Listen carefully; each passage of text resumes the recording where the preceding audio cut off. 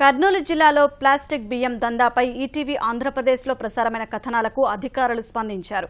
ప్రజారోగ్యంపై తీవ్ర ప్రభావం చూపనున్న ప్లాస్టిక్ బియ్యం అమ్మకాలు సాగిస్తున్న దుకాణాలపై శ్రీశైలంలో ఆహార తనిఖీ విభాగం అధికారులు దాడులు చేసి బియ్యాన్ని స్వాధీనం చేసుకున్నారు. ప్లాస్టిక్ బియ్యం శ్రీశైలానికి ఎక్కడి నుంచి వచ్చాయన్న దానిపై అధికారులు ఆరా తీస్తున్నారు.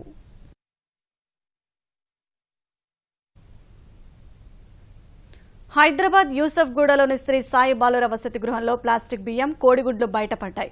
రాత్రి భోజనం చేస్తుండగా అనుమానంతో విద్యార్థులు క్షుణ్ణంగా పరిశీలించగా విషయం బయటపడింది. విద్యార్థులు ప్లాస్టిక్ బియ్యంతో వండిన అన్నాన్ని బంతిలాగా చేసి క్రికెట్ ఆడి చూపించారు. కోడిగుడ్లను అలాగే ప్రదర్శించారు. యాజమాన్యం నిర్లక్ష్యంగా సమాధానం చెప్తుండటంతో ఎస్ఆర్ నగర్ పోలీస్ స్టేషన్లో ఫిర్యాదు చేశారు.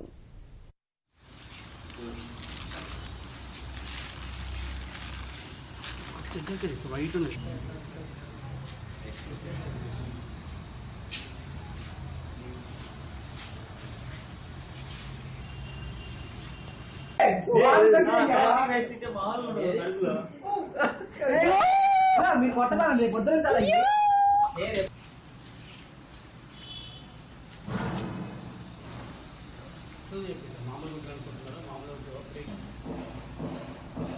ప్లాస్టిక్ అనేది మీకు అందరికీ అర్థమైంది చూడంగానే.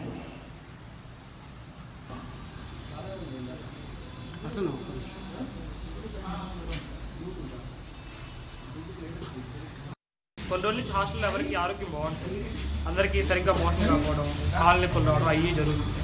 సో నిన్న అసలుకి అందరికీ ఏం జరిగిందని ఒకసారి టెస్ట్ చేస్తే ఆ ప్లాస్టిక్ ఎగ్స్ లోపల లేయర్ రావడం, ఆ రైస్ కూడా సరిగ్గా బాగాలేకపోవడం అవి జరుగుతుంది.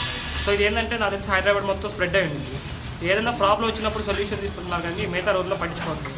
సో ప్రతి ఒక్కరు ఏంటంటే ముందరగానే ఇది అందరినీ కనుక్కొని అసలు ఎక్కడి నుంచి వస్తున్నాయి మొత్తం కనుక్కుంటే సగం అందరికీ రోగాలు దొరుకుతాయి. ఈ రోజుల్లో మనిషి ఊరికి తింటేనే చనిపోతున్నారంటే దీనివల్ల ఎంత సఫర్ అవుతున్నారో దీన్ని బట్టి అర్థం చేసుకోవాలి.